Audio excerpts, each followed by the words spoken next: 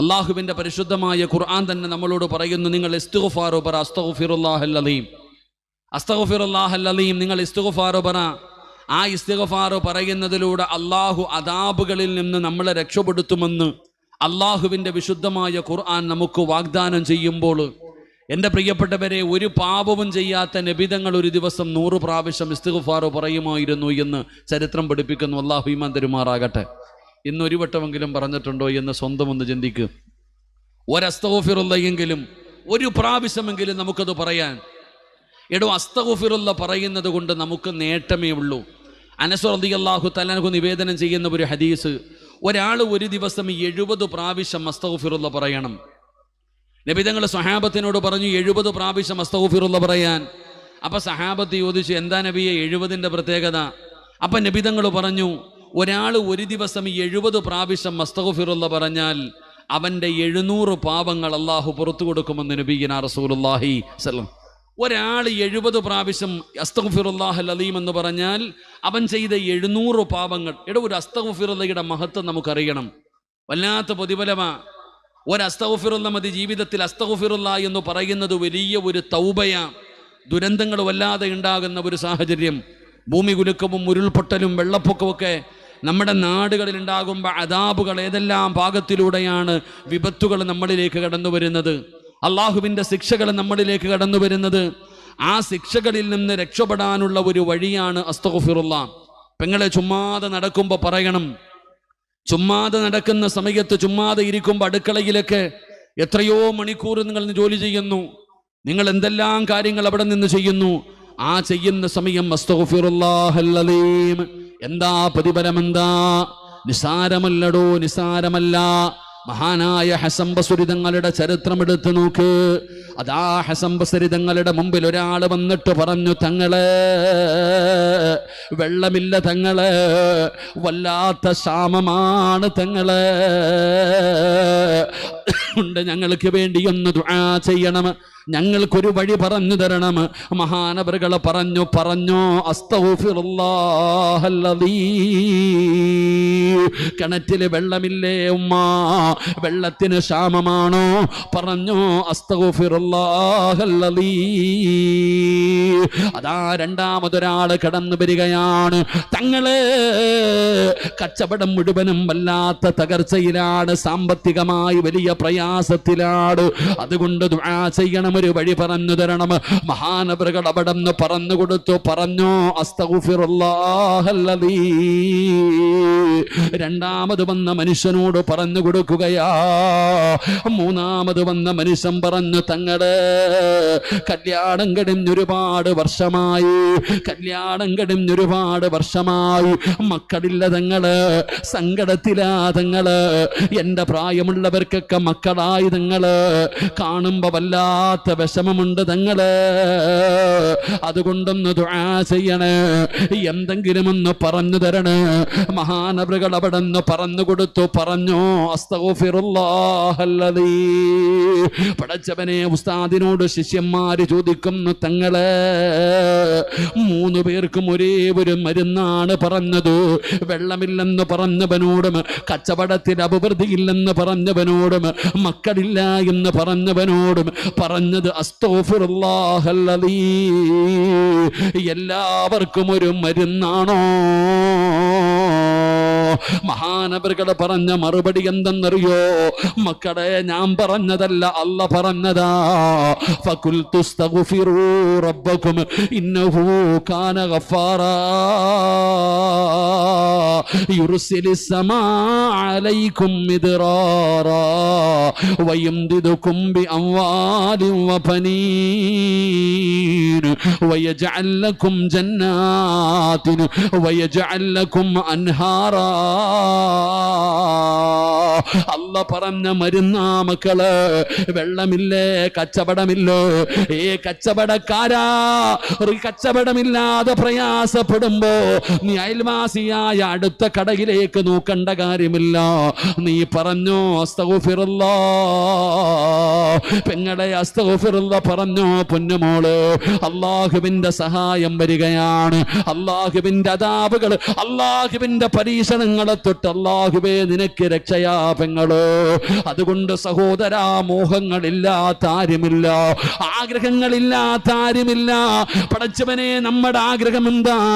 ഈ ലോകത്ത് നിന്ന് യാത്ര പറയുന്ന സമയത്ത് ഈമാനോടുകൂടി മരിക്കണമെന്നാണ്, ശഹാദത്ത് കലിമ പറഞ്ഞു മരിക്കണമെന്നാണ് എന്റെയും നിങ്ങളുടെയും ആഗ്രഹമാണല്ലോ. പലരും പറയുന്ന ഉസ്താദ്, എന്റെ ആഗ്രഹങ്ങളൊന്നും നടക്കുന്നില്ല. ഞാൻ ഒരുപാട് ആഗ്രഹങ്ങളെ മനസ്സിൽ കൊണ്ട് നടക്കുന്നവരാ. നടക്കുന്നില്ല എന്ന സങ്കടം പറയുന്ന മുസ്ലിമേ, ഞാൻ നിനക്കൊരു ചരിത്രം പറഞ്ഞു തരാം. ഞാനൊരു ചരിത്രം പറഞ്ഞുകൊണ്ട് നിർത്തുകയാണ്. എന്റെ പ്രിയപ്പെട്ടവരെ, അഹ്മദ് ബിൻ ഹംബൽ റളിയല്ലാഹു തആല അൻഹുവിന്റെ ചരിത്രം അറിയുമോ? അഹ്മദ് ബിൻ ഹംബൽ റളിയല്ലാഹു തആല അൻഹു ലോകമറിയുന്ന പണ്ഡിതനാണോ? ലോകമറിയുന്ന പണ്ഡിതനാണ് അഹ്മദ് ബിൻ ഹംബൽ റളിയല്ലാഹു തആല അൻഹു. പടച്ചവരെ, അതാ മഹാനബറുകളുടെ ചരിത്രം എടുത്ത് വായിച്ചു നോക്കൂ. ഉസ്താദന്മാർക്ക് പെട്ടെന്ന് മനസ്സിലാകുമല്ലോ. അഹ്മദ് ബിൻ ഹംബൽ തങ്ങളുടെ ചരിത്രം പെട്ടെന്ന് മനസ്സിലാകുന്നവരാ. അല്ലാഹുവേ, ഒരിക്കൽ ഷാം എന്ന് പറയുന്ന രാജ്യത്തേക്ക് കടന്നു പോവുകയാണ്. ഷാം എന്ന് പറയുന്ന നാട് കാണാൻ മഹാനായ അഹ്മദ് ബിൻ ഹംബൽ റളിയല്ലാഹു തആല അൻഹു കടന്നു പോവുകയാ. എല്ലാവർക്കും അറിയാം അഹ്മദ് ബിൻ ഹംബൽ എന്ന് പറയുന്ന മഹാനിന്. പക്ഷേ പലരും നേരിട്ട് കണ്ടിട്ടില്ല. ഇന്നത്തെ പോലെ ഫേസ്ബുക്കും വാട്സപ്പും ഒന്നും ഇല്ലാത്ത കാലമാണല്ലോ. അതുകൊണ്ട് എല്ലാവർക്കും മഹാനായ അഹ്മദ് ബിൻ ഹംബൽ തങ്ങളെ കാണണമെന്ന് വല്ലാത്ത ആഗ്രഹമാ. ആരോടും പറയാതെ ഷാമിലേക്ക് കടന്നു ചെന്നു. ഒരാളോടും പറഞ്ഞില്ല ഞാനാണെന്ന്. ഒരാൾക്കും മനസ്സിലായില്ലടോ. മഹാനവറുകൾ പള്ളിയിൽ ചെന്നു. മഗ്രിബ് കഴിഞ്ഞു, ഇശാ നമസ്കാരം കഴിഞ്ഞു. അവിടെ നിന്ന് ചിന്തിച്ചു, അല്ലാഹുവിന്റെ ഭവനമാണല്ലോ, അല്ലാഹുവിന്റെ വീടിനകത്ത് ഇന്ന് രാത്രി കിടക്കാ, അല്ലാഹുവിന്റെ വീടിനകത്ത് തന്നെ കിടന്നുറങ്ങാ. അഹ്മദ് ബിൻ ഹംബൽ തങ്ങൾ ചിന്തിച്ചു, റബ്ബേ, ഇവിടെ ഇരുന്ന് കുറച്ച് ഇബാദത്ത് ചെയ്ത് ഇന്ന് രാത്രി ഇവിടെ ചിലവഴിക്കാ. അങ്ങനെ അഹ്മദ് ബിൻ ഹംബൽ തങ്ങൾ പള്ളിക്കകത്ത് കിടക്കുമ്പോ ആ പള്ളിയിലെ ഖാദിമു വന്നിട്ട് പറയുന്നു, വെളിയിലിറങ്ങാറ്. ആ മനുഷ്യന് മനസ്സിലായില്ല ആരാണെന്ന്. പള്ളിക്കകത്ത് കിടക്കാൻ പറ്റൂല, ഇതിനകത്ത് ഒരാളെയും രാത്രി കിടത്തൂല, അതുകൊണ്ട് ഇറങ്ങണമെന്ന് പറഞ്ഞു അഹ്മദ് ബിൻ ഹംബൽ തങ്ങളുടെ കൈപിടിച്ച് പള്ളിയുടെ വെളിയിലേക്ക് ഇറക്കി വിടുകയാണ്. അവിടെ നിന്ന് വാതിൽ പൂട്ടിയിടൂ. ആ മനുഷ്യൻ തന്റെ വീട്ടിലേക്ക് കടന്നുപോയി. അഹ്മദ് ബിൻ ഹംബൽ തങ്ങൾക്ക് എന്ത് ചെയ്യണമെന്നറിയില്ല. പള്ളിയുടെ പുറത്തിങ്ങനെ നിൽക്കുമ്പോ ചപ്പാത്തി കച്ചവടം നടത്തുന്ന, റൊട്ടി കച്ചവടം നടത്തുന്ന ഒരു പാവപ്പെട്ട മനുഷ്യനുണ്ടല്ലോ. തന്റെ കടയടച്ചിട്ട് തിരിച്ചു വീട്ടിലേക്ക് പോകാൻ ഇറങ്ങുകയാ. ഒരു റൊട്ടി കച്ചവടം നടത്തുന്ന ഒരു പാവപ്പെട്ട മനുഷ്യനുണ്ടല്ലോ, അതാ തന്റെ പീടികയടച്ചിട്ട് വീട്ടിലേക്ക് പോകാൻ വേണ്ടി ഇറങ്ങുമ്പോ പള്ളിയുടെ മുമ്പിൽ നിന്ന് കറങ്ങുന്ന അഹ്മദ് ബിൻ ഹംബൽ തങ്ങളെ കാണുകയാണ്.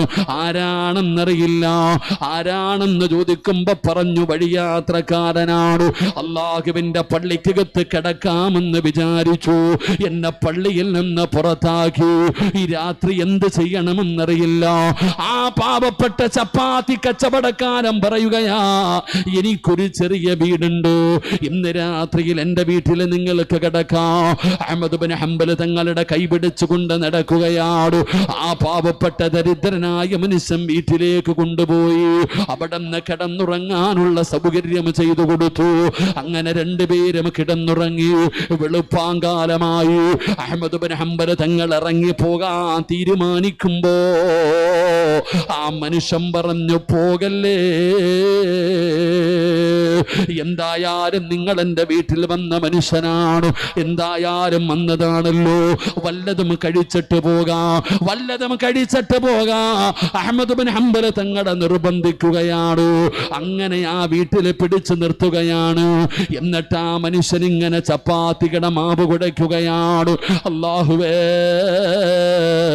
അഹ്മദ് ബിൻ ഹംബൽ നോക്കുമ്പോ മാവ് കുഴയ്ക്കുമ്പോഴും പടച്ചവനെ ചപ്പാത്തി ചുരുട്ടുമ്പോഴും അവിടുന്നതാ അത് അടുപ്പിലേക്ക് കല്ലിലേക്ക് ചൂടുള്ള കല്ലിലേക്ക് ഇട്ടിട്ടു അതാ ചപ്പാത്തി ചുടുമ്പോഴും ആ മനുഷ്യന്റെ ചുണ്ടനങ്ങുകയാ. അഹ്മദ് ബിൻ ഹംബൽ തങ്ങൾക്ക് അത്ഭുതമായി പടച്ചവര് ഈ മനുഷ്യൻ എന്താണ് പറയുന്നത്, ഈ മനുഷ്യൻ എന്താണ് പറയുന്നത്, ചപ്പാത്തി ചുടുന്ന സമയത്തും ഈ മനുഷ്യൻ എന്താണ് പറയുന്നത്? അഹ്മദ് ബിൻ ഹംബൽ ചോദിച്ചു, നിങ്ങൾ എന്താ പറയുന്നത്? ആ മനുഷ്യൻ പറഞ്ഞു, അസ്തഗ്ഫിറുല്ലാഹ് അസ്തഗ്ഫിറുല്ലാഹ്, ഞാൻ അസ്തഗ്ഫിറുല്ലാഹ് പറയുകയാ, ഞാൻ അസ്തഗ്ഫിറുല്ലാഹ് പറയുകയാ. അല്ലാഹുവിന്റെ പ്രവാചകൻ പറഞ്ഞിട്ടുണ്ട്, ഏതെങ്കിലും ഒരു മനുഷ്യൻ അസ്തഗ്ഫിറുല്ലാഹ് പറഞ്ഞ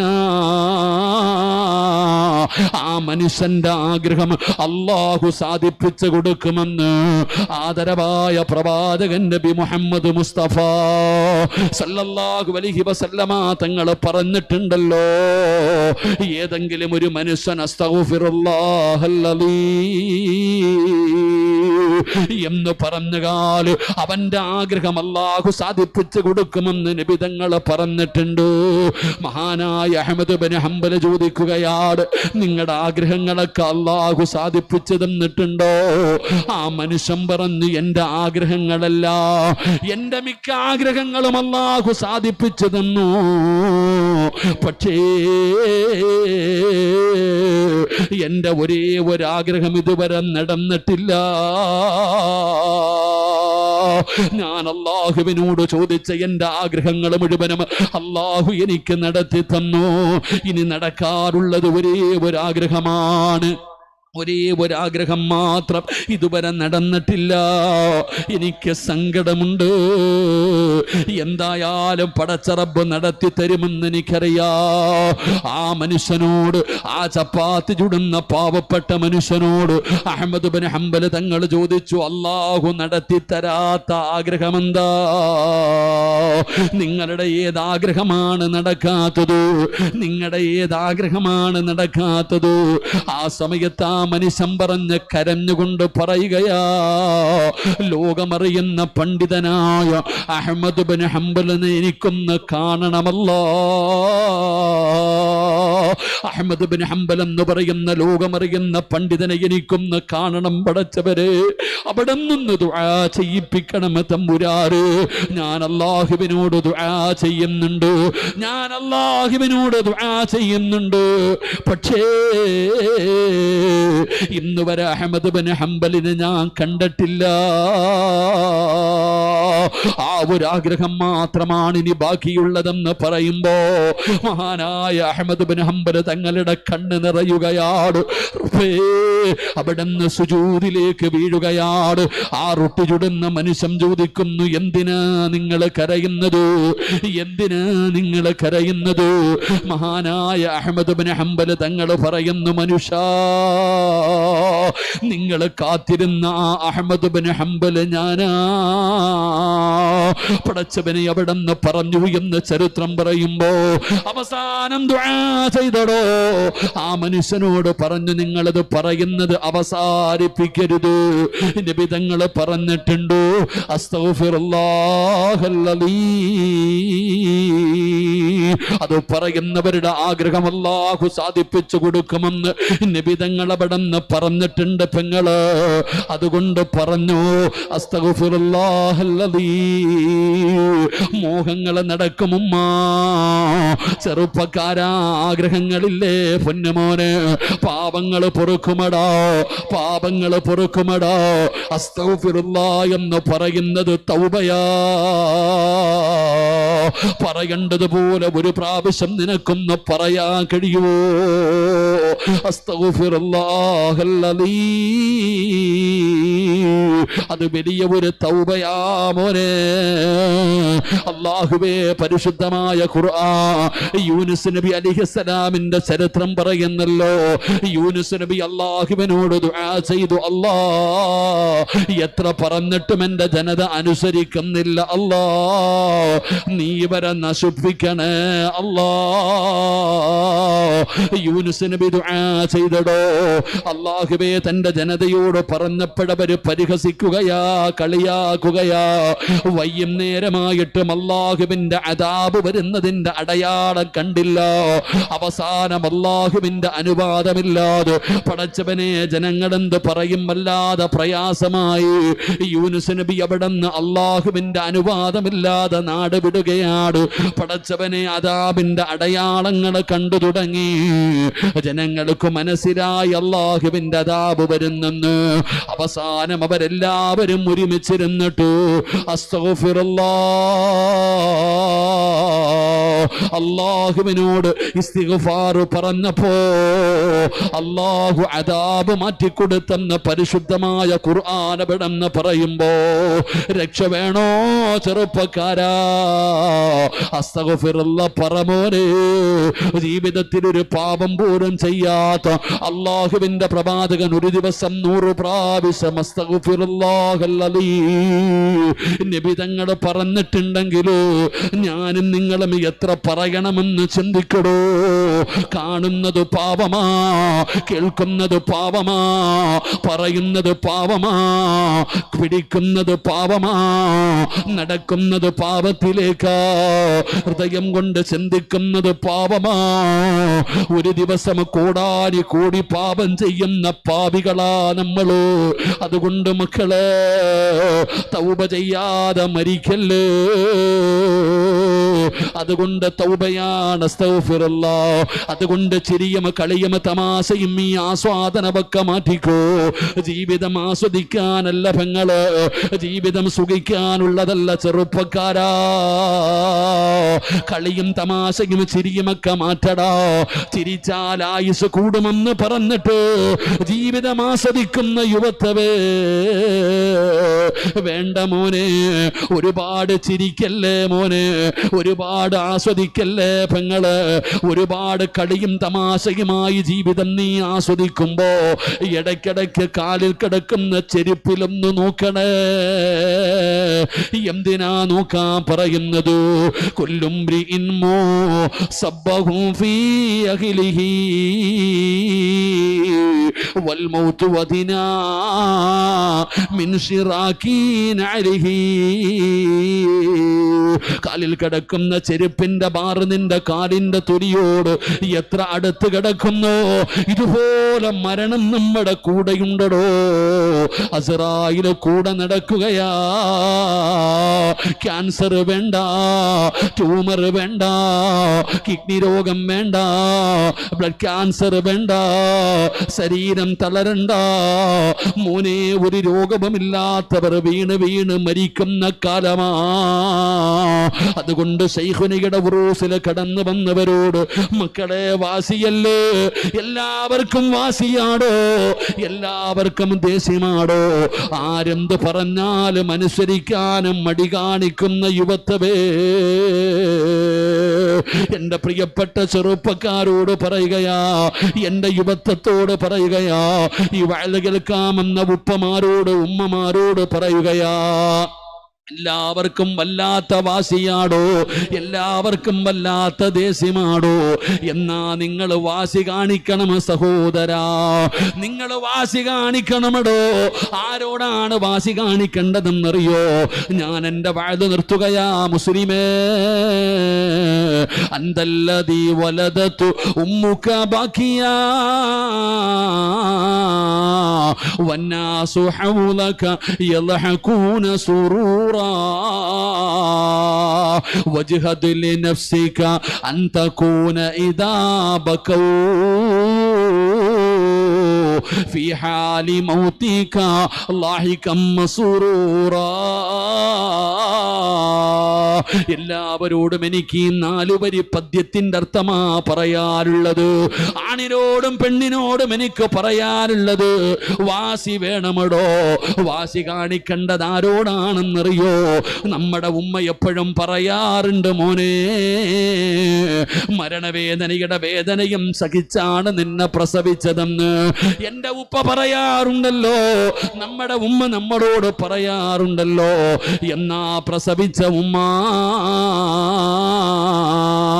നീ എത്ര വേദന സഹിച്ചവളാണെങ്കിലും, എത്ര വേദന സഹിച്ചവളാണെങ്കിലും, നിന്റെ പൊന്നാര മക്കളെ നീ ജീവിതത്തിൽ ആദ്യമായിട്ട് കണ്ടപ്പോ ചിരിച്ചില്ലേ ഉമ്മ? 9.5 മാസക്കാലം ഗർഭം ചുമന്ന് മരണവേദനയുടെ വേദനയിൽ നിന്ന് പ്രസവിച്ചതെന്റെ പൊന്നാര മകന് എന്നെയും നിങ്ങളെയും ഉമ്മാടെ മുമ്പിൽ നേഴ്സ് കൊണ്ടുപോയി കാണിച്ചിട്ട് പറഞ്ഞു, മകനാ മകളാ, നമ്മുടെ ഉമ്മ ചിരിച്ചടാ ചെറുപ്പക്കാരാ. പെങ്ങളെ, നമ്മുടെ ഉമ്മ നമ്മുടെ മുഖത്ത് നോക്കി ചിരിച്ചു. ഓപ്പറേഷൻ തിയേറ്ററിന്റെ വെളിയിൽ ടെൻഷൻ അടിച്ച് അങ്ങോട്ടും ഇങ്ങോട്ടും നടന്ന വാപ്പ നേഴ്സ് കൊണ്ടുവന്നിട്ട് മകനാണെന്ന് പറഞ്ഞ് കാണിച്ചപ്പോ നമ്മുടെ വാപ്പയും ചിരിച്ചടാ മോനെ. നമ്മളെ കണ്ടവരെല്ലാവരും ചിരിച്ചടാ. ഇബ്ലീസ് പോലും നമ്മളെ നുള്ളി നോവിച്ചിട്ട് നമ്മൾ കരയുന്നത് കണ്ടിട്ട് അവനും ചിരിക്കുകയാ. നമ്മൾ കരഞ്ഞ സമയത്ത് ചിരിച്ചവരാ ഉമ്മ, വാപ്പ, കൂടപ്പിറപ്പ്, എല്ലാവരും നമ്മൾ കരഞ്ഞപ്പോ ചിരിച്ചടാ പൊന്നുമോര്. നമ്മൾ കരഞ്ഞപ്പോ എല്ലാവരും നമ്മുടെ മുഖത്ത് നോക്കി ചിരിച്ചവരാട്. അതുകൊണ്ട് പ്രതികാരം ചെയ്യ്.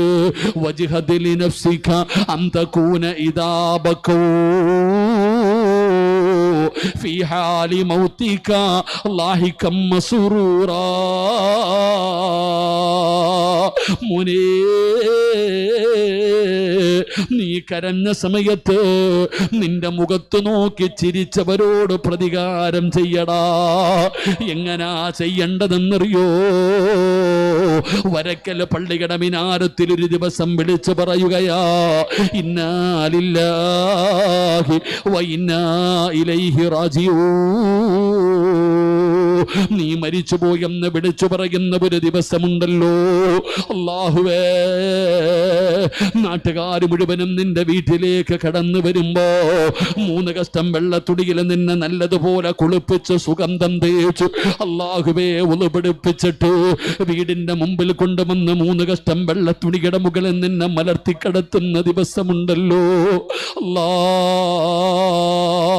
അങ്ങനെ നിന്നെ മലർത്തിക്കിടത്തുന്ന ദിവസം എല്ലാവരും നിന്റെ മുമ്പിലേക്ക് കടന്നു വരുമ്പോര് മുഖത്തിട്ടിരിക്കുന്ന വെള്ളത്തുണി ഉയർത്തുകയാണ്. അല്ലാഹുവേ, നിന്റെ ഉമ്മ വന്നിട്ട് നിന്റെ മുഖത്തിട്ടിരിക്കുന്ന വെള്ളത്തുണി ഉയർത്തുമ്പോ ഉമ്മാടെ മുഖത്ത് നോക്കി ചിരിക്കടാ ചെറുപ്പക്കാരാ.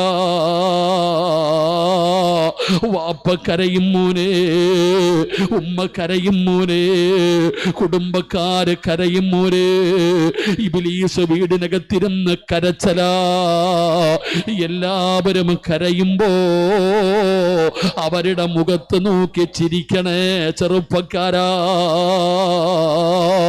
പെങ്ങളെ, കൊച്ചുമക്കളെ തലയുടെ മുകളിലൂടെ തുണിയിട്ടിട്ട് അവസാനം അവരെ കണ്ടുപിടിക്കുമ്പോ അവരുടെ മുഖത്ത് കാണുന്ന ഒരു സന്തോഷമുണ്ടല്ലോ. വെള്ള തുണിയുടെ അടിയിൽ കിടന്ന് ചിരിക്കണം പെങ്ങളെ. സമവിട്ട ഉമ്മയും പൊന്നുമകരെ എന്നെ കൈവിട്ടു പോന്നോ കാണലെന്നാ പൊന്നേ. എല്ലാരും കരയണമടോ. സിറാജാകുന്നത് എപ്പോഴെന്നറിയോ? പടച്ചവനെ, വലിയ സന്തോഷമുണ്ടോ.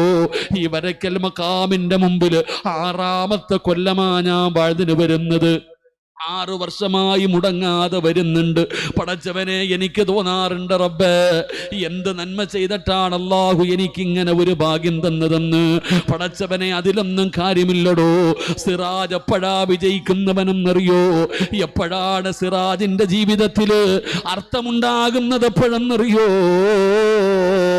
3 കഷ്ടം വെള്ള തുണിയിൽ പൊതിഞ്ഞിട്ട് സിറാജിന്റെ വീടിനകത്തും മലർത്തിക്കടത്തുന്ന ദിവസമുണ്ടല്ലോ, അല്ലാ,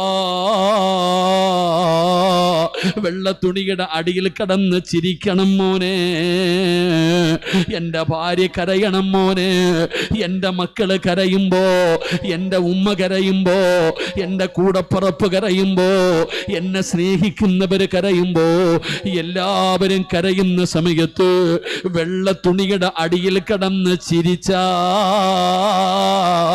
അതിനാടാ മരണമെന്ന് പറയുന്നത്. മയ്യത്ത് കാണാമെന്നവൻ ഇറങ്ങി പോകുമ്പോ പറയണം, ഇതുപോലെ മരിക്കണമല്ലാ, ഇതുപോലെ ഒരു മരണം തരണേ അല്ലാ എന്ന് മയ്യത്ത് കണ്ടിട്ട് പോകുന്നവൻ പോലും കൊതിക്കുന്ന ഒരു മരണമാണ് നമുക്ക് വേണ്ടത്. അതുകൊണ്ട് അല്ലാഹനെ പേടിച്ച് ജീവിച്ചോ. അതുകൊണ്ട് അല്ലാഹു ചെയ്ത വാഗ്ദാനമാ, ലൈൻ ശകർതും ലഅസീദന്നകും, മോനെ നീ എന്നെ ഓർത്താ, അല്ലാഹു പറയുന്നു, നീ ഞാൻ ചെയ്ത നിഅമത്തുകൾക്ക് നീ നന്ദി രേഖപ്പെടുത്തിയാ ഞാൻ നിനക്ക് വാരിക്കൂരി തരുമടാ. രണ്ടാമതായിട്ട് അല്ലാഹു പറയുകയാ, മോനെ നീ എന്നോട് ദുആ ചെയ്താ ഞാൻ നിനക്ക് ഉത്തരം തരും. ചെറുപ്പക്കാരാ, പെങ്ങളെ, അല്ലാഹു പറയുകയാ, നീ എന്നെ ഓർത്താ ഞാൻ നിന്നെയും ഓർക്കും ഉമ്മ. അല്ലാഹു നാലാമതായി പറയുകയാ, അസ്തഗ്ഫിറുല്ലാഹ് പറഞ്ഞു, നിന്നെ അദാബ് കൊണ്ട് ശിക്ഷിക്കൂല, അല്ലാഹു നിന്നെ സഹായിക്കും ഉമ്മ. അല്ലാഹുവേ, ഈ മജ്ലിസ് നീ കബൂലാക്കണേ അല്ലാ, ദുആയിക്ക് ഇജാബത്തുള്ള മജ്ലിസാക്കണേ അല്ലാ. അല്ലാഹു നമ്മുടെ മജ്ലിസ് സ്വീകരിക്കുമാറാകട്ടെ. മഴ പെയ്യുന്ന സമയത്തുള്ള ദുആയിക്ക് ഉത്തരമുണ്ട്. അതുകൊണ്ട് ഇൻഷാ അല്ലാഹ് അൽഹംദുലില്ലാ നമുക്ക് അല്ലാഹുവിൻ്റെ മുമ്പിൽ ആത്മാർത്ഥമായി ദുആ ചെയ്ത് നമുക്ക് പിരിയാം. അല്ലാഹു നമ്മുടെ ഈ മജ്ലിസ് കബൂലാക്കുമാറാകട്ടെ.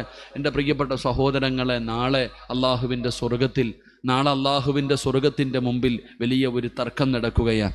വലിയ ഒരു തർക്കം നടക്കുന്നു. അല്ലാഹുവിൻ്റെ സ്വർഗത്തിൽ ആദ്യം എനിക്ക് കയറണം. അള്ളാഹിൻ്റെ സ്വർഗത്തിൻ്റെ മുമ്പിൽ വലിയ ഒരു തർക്കം നടക്കുന്നു. ആദ്യം ഞാൻ വേണം സ്വർഗത്തിലേക്ക് കടക്കേണ്ടത് എന്ന് പറഞ്ഞുകൊണ്ട് ഒന്നാമതായി നിൽക്കുന്നത് ആരാ? എൻ്റെ പ്രിയപ്പെട്ട സഹോദരങ്ങളെ, ഒരു ഷഹീദാണ്. അള്ളാഹുവിൻ്റെ ദീനിന് വേണ്ടി പോരാടി വീരിമത്യം ഭരിച്ച ശുഹദാ അള്ളാഹുവിനോട് പറയുന്നു, പടച്ചവനെ, ഞാനാണ് ആദ്യം സ്വർഗത്തിൽ കയറേണ്ടത്. കാരണം അള്ളാഹുവേ, ഞാൻ യുദ്ധത്തിന് പോയി എൻ്റെ ജീവൻ തന്നെ നിനക്ക് വേണ്ടി സമർപ്പിച്ചവനാ. അള്ളാഹു ചോദിക്കും, ഇതൊക്കെ ആരാ നിനക്ക് പറഞ്ഞു തന്നേ? ആരാണ് നിനക്കിത് പഠിപ്പിച്ചു തന്നേ? ഇങ്ങനെ പോയി ജിഹാദിന് പോകാനുള്ള മനസ്സു നിനക്ക് തന്നതാരാ? അവിടെ പോയാൽ കിട്ടുന്ന പ്രതിഫലം ആരാ പഠിപ്പിച്ചു തന്നത്? ആ സമയത്ത് പറയും, പടച്ചോനെ, അത് ഉസ്താദന്മാരാ പഠിപ്പിച്ചു തന്നെ. ഇല്ലേ? നിങ്ങൾക്ക് പ്രതിഫലം പറഞ്ഞു തരുന്ന ആരാ? ഇന്നത് ചെയ്താൽ ഇന്ന പ്രതിഫലം കിട്ടുമെന്ന് പഠിപ്പിച്ചു തരുന്ന ആരാ? ഉസ്താദന്മാര്. അപ്പൊ ഈ ജിഹാദ് ചെയ്ത മനുഷ്യനോട് ചോദിക്കും, ഉസ്താദല്ലേ ഇത് മുഴുവനും നിനക്ക് പഠിപ്പിച്ചു തന്നത്? അപ്പൊ ഉസ്താദല്ലേ ആദ്യം പോകേണ്ടതില്ലേ? ജിഹാദ് ചെയ്ത മനുഷ്യനോട് പറയും മാറി നിൽക്കാൻ. രണ്ടാമതൊരു മനുഷ്യൻ വന്നിട്ട് പറയുന്നു, പടച്ചവനെ, ഞാൻ ഹജ്ജ് ചെയ്തിട്ടുണ്ട്, എൻ്റെ സമ്പാദ്യം മുഴുവനും ഞാൻ അള്ളാഹുവിൻ്റെ ദീനിന് വേണ്ടി ചെലവഴിച്ച മനുഷ്യനാ. അപ്പം ഞാനാണ് ആ സ്വർഗത്തിലേക്ക് ആദ്യം പോകേണ്ടത്. അള്ളാഹു ആ മനുഷ്യനോടും ചോദിക്കും, നിനക്കിത് മുഴുവനും പഠിപ്പിച്ചു തന്ന ആരാ? ആലിമായ മനുഷ്യനല്ലേ പഠിപ്പിച്ചു തന്നെ? അപ്പോൾ ഉസ്താദല്ലേ ആദ്യം പോകേണ്ടത്? അപ്പം ഷഹീദായ മനുഷ്യനും അള്ളാഹുവെ ദീൻ പണം കൊടുത്ത് ഹജ്ജിന് പോയ മനുഷ്യനും അള്ളാഹിൻ്റെ ദീനിന് വേണ്ടി സദക്ക കൊടുത്ത ആളും മാറി നിന്നു. ഉസ്താദ് വിചാരിക്കും, അപ്പം ഞാനായിരിക്കും ആദ്യം പോകേണ്ടത്. ആലിമ വിചാരിക്കും, പടച്ചവനെ, അപ്പം ഞാനാ സ്വർഗത്തിൽ ആദ്യം കയറേണ്ടത്. ഉസ്താദ് അള്ളാഹുവിൻ്റെ മുമ്പിൽ നിൽക്കും, പടച്ചവനെ, നിൻ്റെ ഇൽമ, നിൻ്റെ നൂറ് നീ എനിക്ക് തന്നു പടച്ചവനെ, ഞാനല്ലേ അള്ളാഹ് സ്വർഗത്തിലേക്ക് ആദ്യം പോകേണ്ടത്. അള്ളാഹു സുബ്ഹാനഹു വ തആല ആ മനുഷ്യനോട് ചോദിക്കും, നീ ഇൽമ പഠിച്ചു, നീ അറിവ് പഠിച്ചു, നീ ഖുർആൻ പഠിച്ചു, നീ ഹദീസ് പഠിച്ചു, പക്ഷേ നീ പഠിക്കുന്ന കാലത്ത് ആരാ നിനക്ക് ഭക്ഷണം തന്നത്? നിനക്കാരാ വസ്ത്രം വാങ്ങിത്തന്നത്? ആരാ കട്ടില് വാങ്ങിത്തന്നത്? ആരാ കടക്കാൻ റൂം പണിത് തന്നത്? അത് ഇന്ന ആളാ അല്ല, ഇന്ന ആളാ അല്ല, ഇന്ന ആളാ അല്ല. അപ്പോൾ അള്ളാഹു ചോദിക്കും, ആദ്യം പോകേണ്ടത് അവരല്ലേ? എൻ്റെ പൊന്നാര സഹോദരങ്ങളെ, 10, 32, 35 വിദ്യാർത്ഥികൾ ഇവിടെ പഠിക്കുന്നു. ഇവന്മാർക്ക് ഓരോരുത്തർക്കും 40 പേരെ സ്വർഗത്തിൽ കൊണ്ടുപോകാൻ അള്ളാഹു അർഹത കൊടുക്കും. എൻ്റെ പ്രിയപ്പെട്ടവരെ, അപ്പം അള്ളാഹു ചോദിക്കുന്ന ഒരു ചോദ്യമുണ്ട്. എടാ, നീയാണോ ആദ്യം പോകേണ്ടത്? നീ വരക്കൽ മക്കാമിൽ ദറസിൽ പഠിക്കുമ്പോൾ നിനക്ക് ഭക്ഷണം തന്ന ഒരുപാട് പേരില്ലേ? നിനക്ക് വസ്ത്രം തന്ന ഒരുപാട് പേരില്ലേ?